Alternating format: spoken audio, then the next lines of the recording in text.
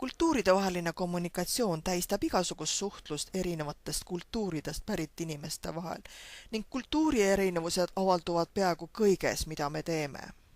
Tavaliselt märkame kõige esmalt kultuurierinevusi tänavapildis, näiteks arhitektuuris ja inimeste riietuses, kuid ka kombed võivad olla silmatorkavalt erinevad. Ka oskus oodata oma järjekorda on osa kultuurikasvatusest ning seetõttu meid häirib see, kui keegi meile vahele trügib või meie jutu vahele segab. Ka kõnelemise kuulamise harjumustes võivad olla üsnagi häirivad kultuurierinevused.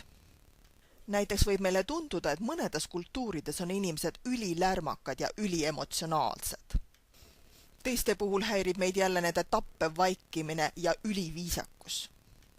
Suhtlus on nagu tennisemäng, kus on oma reeglid. Sa ei saa mängida, kui teine sulle liiga palju palle söödab. Samuti ei saa mängida sa siis, kui teine sulle üldse palle ei sööda. Kultuur ei ole midagi niisugust, mis oleks kaasa sündinud, mida inimene kuidagi geenide kaudu päriks. Kultuur on sotsialisatsiooni käigus omandatud ehk õpitud oskus.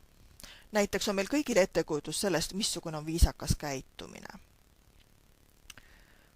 Kultuur on kollektiivne programmeeritus ning kultuurikäitumine on ajaloolise pärandina saadud usuliste, poliitiliste ja esteetiliste väärtushinnangute kogum, mis omandatakse sotsialiseerumise protsessis ja mis on vähemalt osaliselt ühine inimestele, kes elavad ühesuguses sotsiaalses ümbruskonnas. Seega me suhtleme just nii, nagu me seda teeme, kuna meid on kasvatatud teatud kindlas kultuuris vastavalt selle reeglitele ja normidele. Mida vähem teame teistest kultuuridest, seda rohkem kasutame teiste kultuuride hindamisel ainsa võrdlusalusena oma kultuuri. Mida rohkem teiste kultuur meie omast erineb, seda häirivam, ebaviisakam või naeruväärsam see tundub ning seda rohkem põhjustab see meile probleeme ja konflikte.